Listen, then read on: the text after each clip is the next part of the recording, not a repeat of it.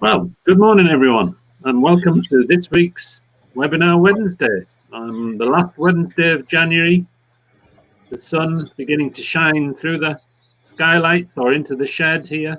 And we are back to join you on Wednesday morning to talk about things that hopefully have some interest here. And today's guest, Alistair?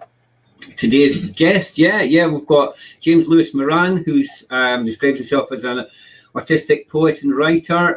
He's got lots of different interests, and we'll be just chatting about a lot of stuff to do with connections, I think, today, and some of the non-worky ways that we connect with one another. So looking forward to having a catch up with Jaimes. Jaimes joined in about 10 past. He'll be joining us about 10 past. Yeah. So perfect. Yeah. So. And I would always just like to remind people, if anybody wants to make any comments or ask any questions, either now or as we go on through our live stream today, then please do so, and we will take them on board. We shall indeed. Not skateboard, but on board. On skateboard, yes. Oh, that's a bit of a hint for later. Yeah. So, what's been happening this week? It feels like, I don't know, it feels like a strange normality has descended. And I suppose what I mean by that is when you after Christmas and into the new year, there'd been so much going on that it did feel quite different again. And I know everybody was finding it quite hard, and it just feels like we're back into a different groove again. And I don't know, maybe there's always so much happening, so many different changes happening, but today, anyway, at least I think I'm looking forward to things. I'm looking forward to some different things, so that's good. Yeah, and it's tricky. It is tricky, that whole roller coaster, isn't it? Because you've got the stuff on a bigger scale of what the government's saying and the restrictions and stuff, and then there's on a personal level how it's affecting folk around you, things that maybe it comes up to maybe people's birthdays and things like that. How you can and can't interact with people, all that kind of stuff. It's really And the world goes on, nature goes on, doesn't it? That's the other thing. No, it is. I mean, it does. My wife went for a walk around the pond near us this morning. She sent a very prosaic message about the swan taking off from the pond, and just about the natural beauty of that. And sometimes, you just whatever's happening in our own lives, the world goes on around us. Yeah, I think it's that thing about not being having to control stuff. Some stuff, flowers are starting to come up with snowdrops and stuff. And, and I do think having my dog being, he's happy. He doesn't know any different, and it's really, I think that stuff. And there has been some good stuff happening as well. That interesting stuff as well. We've had the launch of Citizen Network TV this week. Oh yeah, CNTV. CNTV, not CNN, but CNTV. And that was this Monday. So that was a bit of a collaboration, a mishmash of lots of different folk involved in that. Do you want to describe all the bits, or where I go? There's going to be, so it's launched now, isn't it? Launched on the 25th there, and it's going to be, if anybody wants to go and see it, then they can start to go to Citizen Network TV on YouTube, and they can begin to see the shows that people citizens from around the world are going to create themselves, really. So it's about people creating their own content and publishing it up there on that common platform, Citizen Network TV, with the aim that people create things that help to make, as you said earlier on, make connections with others around the world, can see things that are in common, can hopefully do things that people are interested in, and that encourage and enable people to have some hope about a brighter future and other things that you can do and get connected with. So we're both involved in different ways, aren't we, Alistair? You're going to do a show around people-based development with man of the day ideas. And we're going to live stream the Stable 8 Scotland music sessions on the first Friday of every month through Citizen Network TV. We're going to do webinar Wednesdays, going to go through Citizen Network TV as well as through our normal platforms. So, indeed, we'll see what people make of it in Finland and Africa and California. The Tuesday talks that we do, they're going to go through Citizen Network TV as well as the other platforms. So it's about expanding, really, and it's about expanding the range of places that people can see and get connected and talk about things. So, yeah. Yes. We've got absolutely, and we've got a couple of highs there from Sandy and Mark. Sandy's going to be joining us another week as well, and Mark's going to be doing a show on DJ session he's going to do through Citizen Network. A DJ party. So that's pretty cool, isn't it? So there's so many bits to Citizen Network TV. There's the no labels, no walls stuff. There's kind of the link to the Citizen Fest stuff as well. There's obviously our bits and bobs in control stuff. There's the stay up late things. So there's so many crossovers, isn't there? Yeah, there is. Yeah.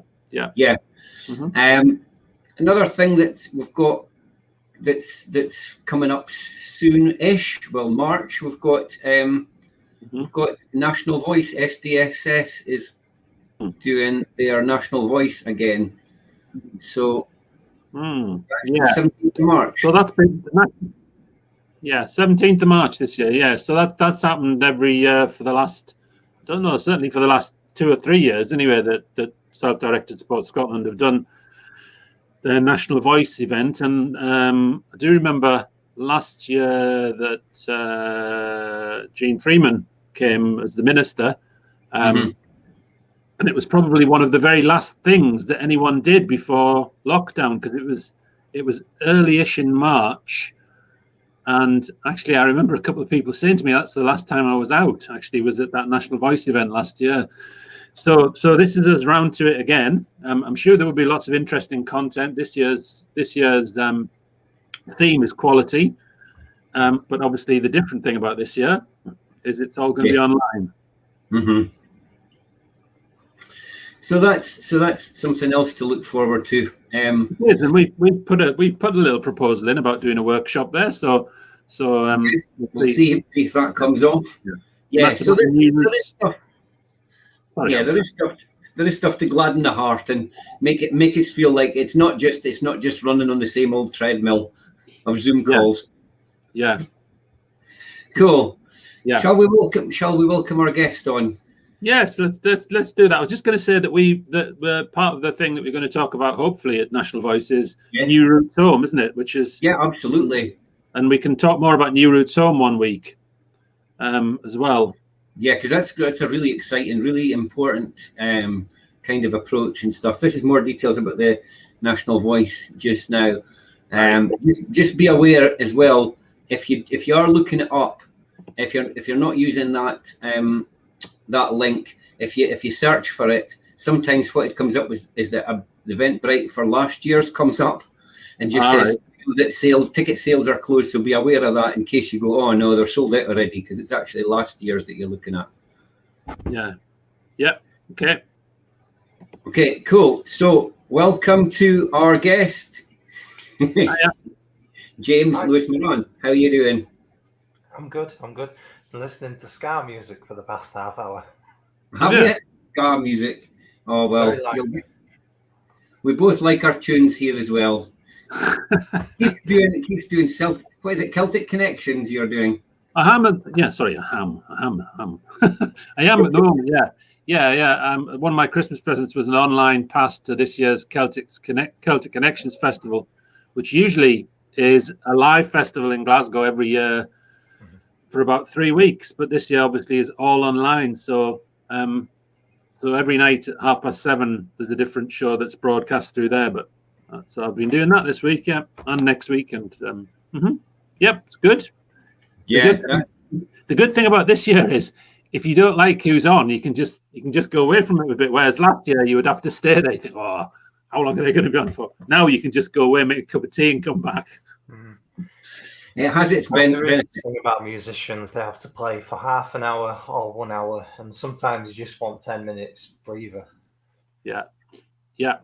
you want to introduce yourself, James, and tell us where you are? How would I introduce myself? Alistair, you might be able to explain me better than most people. You've known me long enough now.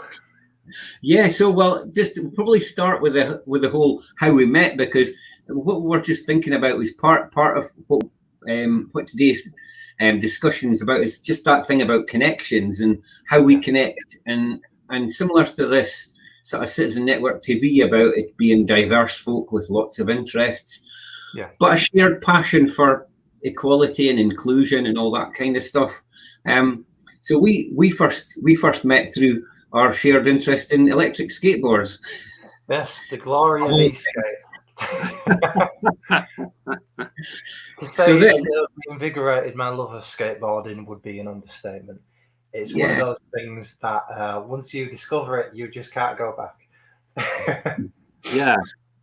So being able to skate up hills, what more do I need to say? And it's got brakes. And it's got brakes, yes. And it's greener than a car, isn't it? Which is, I know one of your other passions is sort of kind of the, thinking about the planet and sustainability and all that kind of stuff. Yeah. So you've got an electronic skateboard, then, haven't you, James? Yeah, I've been using them for about 3 years. I'm a bit of a rebel. They're not legalized yet, but they're not, right? Okay. I wasn't sure whether they were or not. That's partly why I was asking, actually. It's one of those weird things. They can't be classed as a car, and they can't be classed as a motorbike because it's a skateboard. It's the same with the electric push scooters, but I suppose when does it become a moped? People say, well, it's got to have insurance, but well, you can't buy insurance, so it's a bit of a catch-22. Yeah, they're not specifically illegal. Like some things have been specifically made illegal, like segways and hoverboards, but they're just not included in the description. So it's kind of a bit of a grey area. It would be good if the country did make a bit of an effort to kind of support more alternative personal transport, because the good thing about skateboard is you can actually just lift it up under your arm at the end. It's much easier to get on a train and things like that than a bike. Definitely more portable up some stairs than a heavy electric bike. And don't have to worry about parking, which is always a big concern of mine. It's like, is my bike okay in that shady corner over there? Yeah. How does that? Because you've also not on here, I don't think, Alistair, but you've also talked about your father-in-law and his electric bike as well, haven't you? Just people looking at different ways of getting around. Yeah, absolutely. How does that fit? What's the other things that you can get? The other things are those things that you see in lots of European cities, aren't there? Where the e-scooters. Yeah. They're starting doing some trials in British towns, because they've recognised that there are some real benefits in terms of that. People are anxious about going into crowded buses and things like that. For the COVID and everything. Yeah. But weirdly, in Britain, what they've decided to do is, rather than allow people to use their own ones, they've said that in the trial areas you can only use the ones that they rent out, which is really odd, because it means that you're not practicing in a really quiet place, because they'll all be placed in the middle of town, so you're starting off in traffic, which is never a good idea. And also you're sharing it with lots of other people, which again, for touching stuff, is never really a great idea either. So it's a little bit strange, but hopefully over time they'll embrace more of these new techniques, and we'll get better solutions. The thing with micro mobility, the cat's out of the bag, and well, there's no getting it back in. People have proven that they want to use these things. They've never been better, truthfully told, in the range, in the specs. The legalization trials, they're allowing 350 watt and 500 watt motors, which is a bit bigger than the 250 watt e-bike ones. But you have to bear in mind that electric scooters lose about 5 miles of speed on hills. So they usually average about 10 if they're the 15 miles an hour ones. And that's the thing, they'll say, let's use the road, but at the same time, it loses so much speed that it's a bad idea. Yeah, 10 miles an hour is pretty dangerous, isn't it? Because even if I'm on the push bike, I can manage. a lot more than that. So, but my father-in-law, he's doing he's got bought an e-bike just to get out and about because he's been shielding and he really doesn't feel he's able to run an ordinary bikes. And I think the e-bikes, it's a really good way of keeping people active and outdoors, especially if you're in a hilly area. Yeah, there's a whole debate over active travel as well. Which is more active, a scooter or a skateboard? Many people would say the skateboard. Yes. Because the physicality of it, it just feels more active. Yeah. Hi from our fellow electric skateboarder, Suki. So without it becoming a massive electric skateboard session, tell us about connections. so thinking about, but interestingly, so one of the conversations we had, I mean, obviously we first chatted because you're quite active on a lot of the forums, you get involved in a lot of the discussions, you're quite passionate about it. So we found ourselves chatting about some of the suggestions, some of the ideas, some of the things going forward. And then one time you made a post on one of the channels just saying that part of you were worried about, something you were worried about was the fact that you did post a lot, and you said that was because of your autism, and you found it hard to leave a post there if you had something to contribute, but you didn't want people to misunderstand that. How did you feel folk responded to that? I can't remember the exact post because I lose track, but I do.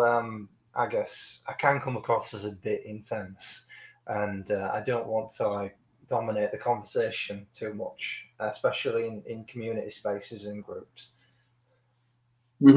But I remember people being pretty understanding and okay, folks saying actually that you weren't spamming the group with the same stuff all the time. You were adding things. You were saying, oh, have you seen this as well? Here's an idea. So folk found the content relevant and interesting, and folk liked your passion. But it's always a risky thing, isn't it? In a space like that, when you start talking about any form of difference, there are some areas where there's a lot of trolls, there's a lot of nasty people, and sometimes people can be pretty horrible. We have seen folk in some spaces using really horrible derogatory language with people if they don't like them, and they don't think about it. They don't think actually, well, somebody's maybe been called these names growing up. So it's a bit tricky, isn't it, sometimes? It's one of those things, we're grown adults, we know what we're doing on these skateboards, but the language people use on social media doesn't always showcase the best of maturity. Yeah, exactly. So do you want to say a little bit about, because it's not just about that's how we met up and got talking, but you actually described in one of your other videos that you put on YouTube about how electric skateboarding helps you to feel kind of calm and in control when things are getting a bit much. Yeah, it's a funny thing. There's this concept that called stimming. Everybody does it. They don't necessarily have a word for it. It could be playing with a pen. It could be tapping your feet. It could be flapping your hands or whatever. And it's mainly some of the autistic people do to kind of focus. And I find that skateboarding is stimming because it's a physical activity that kind of turns you into a tunnel mode vision way of seeing the world. Sorry, that sounds totally confusing. No, it does. No, I think for me, things like sport do that for me. I was electric skateboarding. You saw like going out on a motorbike or running this, because it requires a lot of attention. You focus in on the thing itself, and there's not a lot of headspace for other stuff. And I think that does help clear the head. So does that mean? So James, do you mean that like when you're doing that, you feel quite focused and quite centered as well? Basically, many people describe skating as this kind of Zen mode. Zen means meditation, but it's one of those things, when you're autistic, sometimes you're in a constant fight or flight mode, and having a skateboard to ground you kind of feels more comfortable than walking down the street sometimes. Mm-hmm. Mm-hmm. So it's a really interesting thing, I think, that whole idea that having a hobby or an interest or something that focuses you can be almost therapeutic. We had a show on our Eastgate live stream with a guy called Colorado Caddy, and he had real problem with yes, that's his YouTuber name. And where does he live, Alistair? What's that? Where does he live? I really don't know. I'm not sure. I think it might be Leeds. No, that's James. No, so and he's really, really honest about the fact that he had significant problems with alcohol and drugs, and his wife got him an electric skateboard after hearing somebody else's story about, trying to give him some focus in his life, and he's made quite a really dramatic recovery and makes quite a lot of videos about it. So it just, I think when we talk about, myself and Keith, we talk about self-directed support, about if you have a wee pot of money, that not always a bit of support work is not necessarily always the best thing for you, and you might use it in something different. And I think that this idea that you can find something that nobody else would have come up with. Nobody would have. An organisation wouldn't have met you and said, James, you know what? I know what's really going to make a difference to you is an electric skateboard. Were they? I guess it comes down to social prescribing. There's this concept that there are other forms of therapy, like aquatherapy, ecotherapy, the idea of reconnecting with green environments and nature, and I guess there is e-skate therapy as well. Mm-hmm. Many people know that skateboarding, people do it for their mental health. There's a long history of that. It only makes sense that it would extend itself to the electric kind. Mm-hmm. Yes. Mm-hmm. Yeah. But in the sense that what that makes me think about is just about, for example, for me, I know that being outside and walking by the river is just really important to me in terms of feeling okay. Yeah. You know what I mean? And it's that, isn't it? It's that essence of knowing what are the things that are important or can be important, not necessarily are, because you might not have tried them all yet. That's the other beauty of things like this. Yeah. You might not have tried them all yet. It can be important to you, and testing those things out, and then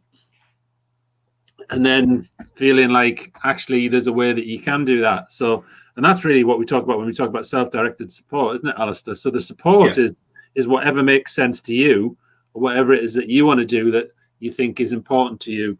And that's really the essence of what, when we talk about how self-directed support can work well in Scotland, because that's the context in which, because I know you're in Leeds, aren't you, Jamie? Mm-hmm. Yes. Yeah. I'm on the far side of the country. not near London, not near Scotland, just right. Yeah.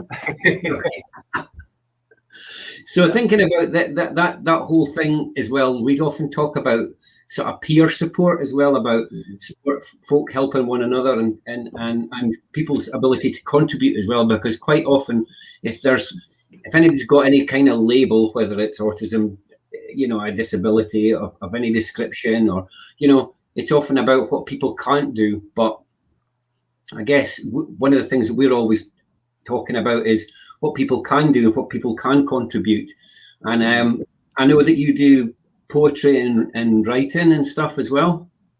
Do you want to say about to my sins, my mum wished it was a phase. So she's the way with the spoken words. So you've got a little. I could share a little bit of your. This is the part where I get embarrassed. Oh yeah. Okay. No, this is just your Facebook page, a link to your. So you've got a link to your shop with your books. Mm-hmm. All right. Yeah, I learned that I could self-publish through KDP, Kindle Direct Publishing, from Amazon, and it's it doesn't cost you a penny. It's just a matter of processing it and uploading your documents. You can do paperbacks and ebooks, which really surprised me. Really? Okay. What's that? Is that a physical? Is that a physical book as well, James? Yeah, it is. I would have taken it to the libraries like my other books, but pandemic. Yeah. Yes. They're relatively affordable in comparison to some other poetry books, which are like 10 quid, 15 quid, and 20 quid. They're only £8, but the digital versions are £5. Yeah. And again, one of the other things, I guess, is if people have got that Kindle Unlimited as well, they might be able to read it on there as well. It's a funny thing. When I first started writing all these books, I wasn't diagnosed as autistic. So the first book, there's all these writings in it that were pointing towards me being autistic, and it wasn't obvious to myself yet. And then the second book was me more trying to make sense of relationships and romance and all that. And then the third book, which is the more recent one, is all about politics and all the stuff that goes along with that. And it's not the most cheerful book, but it's it's part of the process. I kind of came Which to is the first one there, James? Which is Which is the first one? That'll be the Dare I Disturb the Universe again. Okay. I published that like 3 times, so there's like 3 bad versions before it. I was so naive. And did you do the art for them as well? I found some illustrators, commissioned those. Okay. Because a lot of the poetry books, basically all they have is a name and that's it. It's a kind of boring book cover, and I didn't want it to be like that. Brilliant. Yeah. So that's really good. So how has that? So obviously, you're kind of late diagnosis then, and then how has that kind of developed for you in terms of your sense of who you are and the things that you do and your dreams for yourself and all that kind of stuff? Is it made much of a difference having the diagnosis and that, or have you kind of continued along the same path? Yeah, it really did make a difference. Unfortunately, there's a long history of people being diagnosed later in life. And there were so many obvious signs that I was autistic throughout my childhood and teenage years, even in college. But I didn't get diagnosed until I was 19. So I missed out on basically all the support. And I've had to kind of figure it out by myself. And learning the terms and conditions of your brain isn't exactly easy. Yes. Yes. So have you? Yeah, go on, Keith. No, I was just gonna. I know you're saying that made a difference. So just tell us a bit about what difference it made to you, what it's made to you since then as well, then, James. Yeah. It helped me understand more about the way I interact with people, the way I guess perceive the world from a sensory point of view. Why I felt like I was just weighed down by sound and visual input. It made relationships a lot easier. Trying to understand why I just didn't get on the same wavelength with some people. And I guess it helped me be more creative as well, instead of kind of passing and trying to act normal, whatever that means. I can let out the eccentricity of myself. Yeah. Yeah, because you've got quite a lot of creative stuff. You made different oil can guitars and everything. I read once that creativity needs more than one outlet, and in my case, I've got more hobbies than I need to have. Yeah. Can I ask you? But you published those 3 books, and they're not all poetry, are they? Though some of it's is it? It's a weird thing. Like, I never had a proper education in English writing. Pretty much all I understand was through hard work and listening to people and feedback. So I don't have a formal understanding of poetry, but I write poetry. It's weird. I kind of sit this middle ground between poetic but not too poetic. Yeah. So what I was trying to get to, really, my question was, did you used to perform before all the restrictions? Did you used to perform them at all or not? I did. Unfortunately, I've not pushed it as much as I could have. I felt like a bit of an outsider to the writing scene, so to speak. Yeah. Everyone being academics and me being this guy from the estate. Okay. But again, if you think about it, you've got folk like Darren McGarvey with Poverty Safari and stuff like that. There are some folk who are well respected now who aren't part of the establishment, and I think that's one of the things that people are recognizing now. To have a valid point of view, you don't have to be part of some particular elite, and we're part of what we do as well is that it's people who are the experts in their own lives, and everybody's perspective is valid. And it's not like some people get to make all the rules and the rest of us just have to shut up and go with it. Don't get me wrong, I'm no expert. I'm as clueless as anyone else. But I guess I'm trying to figure it out. What's the main thing? Yeah. Okay. Can I ask you two different, slightly random questions? Right. One I was thinking, you know that book that you call Unsent Love Letters. Do you think you could send them now, or some of them? What? Do you think you could send them? No. Okay. Some of them were about an abusive relationship I was in, so not really. I mean, like I said, I was so damn naive that I let myself be in an emotionally blackmailing relationship. Okay. And it took me 5 years to get over it. Okay. So that book was kind of my way of chucking things away, what's worth keeping, using it in a constructive way rather than digging myself into a rut. Yeah. Okay. No, that's good. That's good. Thanks. That's good to know. I understand that better now. And the other thing I was going to ask you, and this is not at all related to what we've just said, and it's not an issue Alistair has, but what have you done about cutting your hair during the restrictions? Well, I've gone to my mum. She, I mean, many times she's got it wrong, but sometimes, every now and then, we get it right. Okay, that's good. Thanks. Coping with lockdown. So, I mean, thinking about how lockdown. I mean, we've often heard from some people that lockdown's been exceptionally difficult, and for some people, lockdown hasn't been that different at all. For some folks, because they're not as out there in the community with folk. How's it affected yourself? Oh, where do I start? How hasn't it affected myself? I guess is a real question. Well, for starters, most people haven't liked lockdown, the social isolation. But I'm on in a weird place where I actually enjoy being away from people. I don't know if it's a coping mechanism or not, but the idea of making relationships and then missing that person makes me feel worse. So I kind of, I don't know, shut myself down away from people, which isn't ideal. But I guess it's a coping mechanism. Yeah. So, and that's a thing that some other folks have said, that they struggle between those two things. And I guess you've pushed your boundaries, because when you first started, doing live streams and stuff, you were anxious about it, but now you're always anxious. That's my secret. You're always anxious, but you're facing the fear and doing it anyway. Is what I'm saying. You're not pulling out of things. You're keeping going with it. So, I think you're not sticking to your comfort zone, even though it's tough. Is one of the things that I would say about you.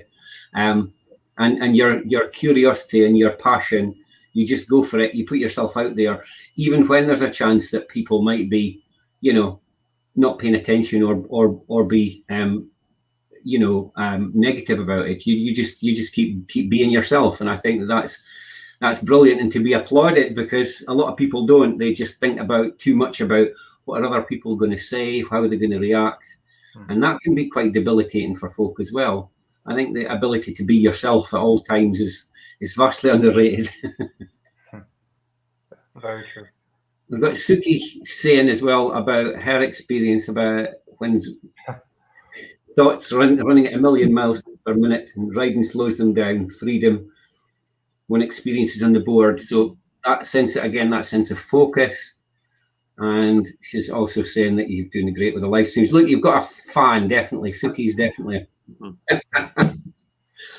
Suki's part of our Eastgate group.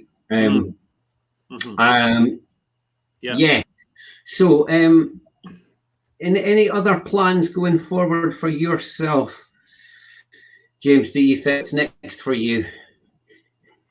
Well, if I can get my phone fixed, I'll probably be making more YouTube videos. That was a new experience. Learning to edit. Wow, that was terrifying. Even more so when you're doing it on your phone. Have you got your own channel, James? Have you got your own YouTube channel? My channel, it's called E-Bike James. Oh, okay. Sorry, no, E-Skate James. E-Skate James, yeah. Confusing my Twitter channel. Yeah. So yeah, I mean, would you ever think about putting any of the stuff out in the Citizen Network TV about any of the stuff? I'm not entirely sure how it would fit. If people want to use things, sure. But I don't know. I'm not a professional video maker, so it might not be what you're looking for. No, I tell you what, Keith, it's all very homemade, isn't it? Very much. TV. It's very much folk doing whatever makes sense to them. You know, exploring. It's about. I mean, I actually think it's quite a lot about exploring the things that they're interested in and trying to share them in different ways. And some people's will be. Everybody's will come across differently, isn't it? But it's about trying to have that open space, as long as it is something that is positive and looks forward and is hopeful. I think really. Yeah, there's lots of stuff about inclusion, citizenship. Some of it will be quite polished, but some of it will be quite raw. You know, it's not. There's not a set of standards about that. It's more about, is it something that encourages a bit of understanding, inclusion, that kind of stuff. So it's another little. It's maybe not going to be global stardom, but you know what I mean. It's another step towards getting people to think, you know, access to other people, you know, to say, oh, I think a bit like that, or I wonder what that would do for me, you know, that kind of thing. So that's really interesting. Yeah, I was going to ask. I mean, it's quite a similar question, really. But the question I was going to ask was, what are you looking forward to once restrict? Because I know you're saying that in some ways, like not meeting people you've quite enjoyed. But I was going to ask you that question: what are you looking forward to once the restrictions begin to come off again? We get back to some idea of something that was more like our old normality, but hopefully better. But what isn't there to look forward to? It's a funny thing because like I have all these book ideas and they're all kind of different concepts, different themes. And my next one was about kind of light and homely things and learning to connect with nature. And it's ironic because that's what we all want to do after lockdown. We want to reconnect. And obviously once the restrictions are dropped, that means I can travel to these parks and write about these environments. It means I can go see friends and actually make new friends that I've never met before, that I've been talking to for 2 years now. I guess the world opens again. Okay. Yeah, I finished that 4th book. Brilliant. Okay. Any other reflections for today before we finish up? You got anything else that you want to add, James? How about the importance of altruism? Okay. Like, you know, how each generation has a kind of responsibility to make things better for the next. Doesn't always work out that way, but I do believe in that concept, which is why I do these videos on my YouTube channel talking about things, you know, that people wouldn't have necessarily picked up on. Yeah, well, I mean, I guess that's one of the things that we talk about a lot is about how people can contribute, and not for things to be transactional and servicey, things to be really natural and create opportunities for people to interact and to make things better. And we see that when you get rid of a lot of the mechanisms that hold people down, people shine, people do great things for one another. And that's you know, something we're very, very interested in. We've got a feedback from Dan Leckie there. Great interview from another autistic fellow who does a lot of video editing. forward to checking out your books after this discussion. So that's cheers, Dan. And Dan's a musician as well. Yeah, and if you want to give us a review on Amazon, that'd be very much appreciated. It's one of those little things that makes all the difference. Yes. So come back to that thing about altruism. How do you think, is there anything else that you think we could do more of to support that all of us could do? Well, from my experience, one thing I've found is that a lot of people... Are we allowed to swear on this show? The curtains immediately come down. Oh, no. This is a quote I do, and I don't know if I'm allowed to say it. No, go on, say it. Go for it. Just go for it. Okay, we'll just put a little rider in. If anybody's offended, then this is a live show. Okay. So I'm allowed to swear. Go on then. Go for it. Right. Well, there's this. Pardon me. Getting choked up now.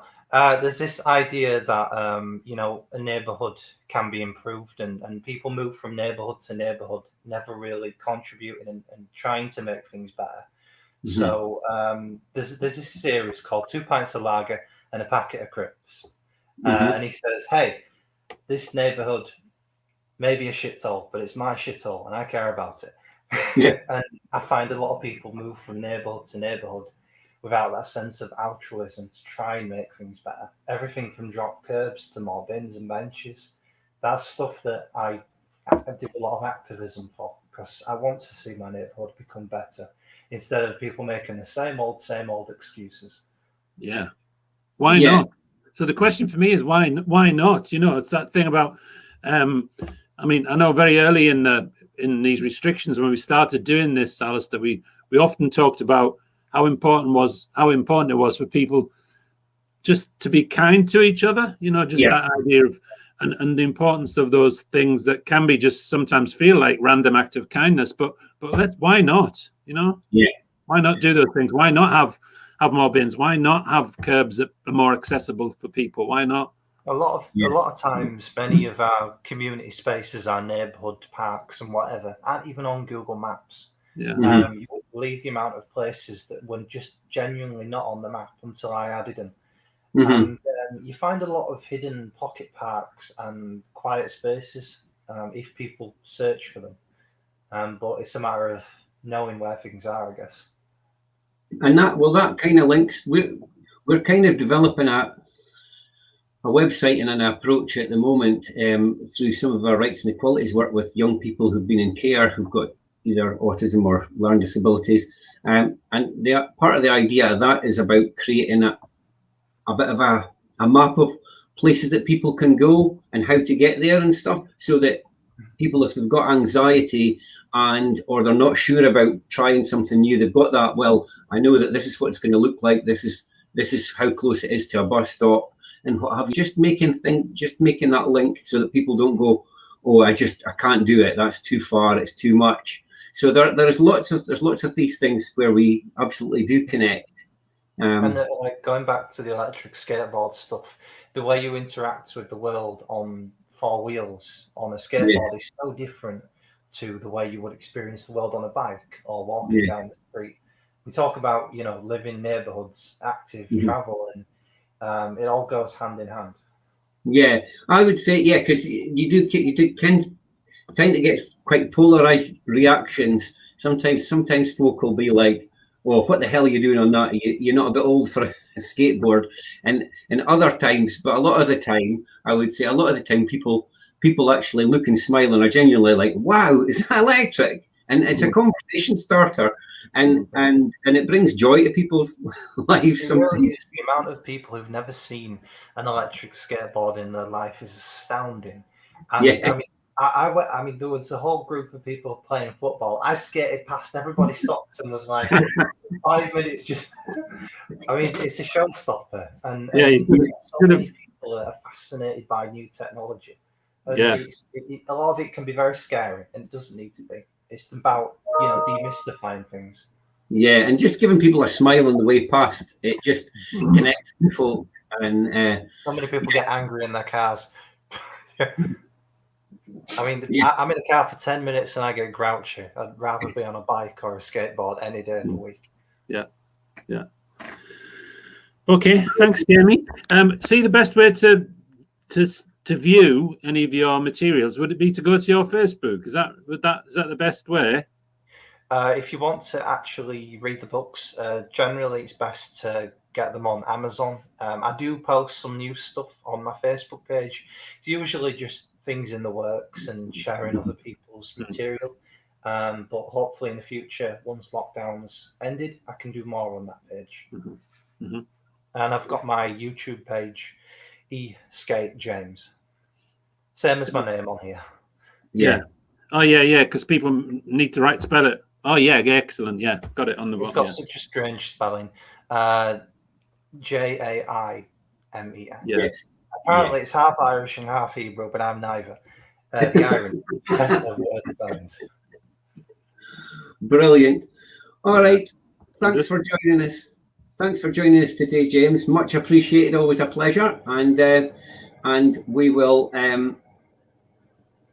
we will be back next week. I wish you all the best for the future, James, as well there. And yes. And apologies for swearing.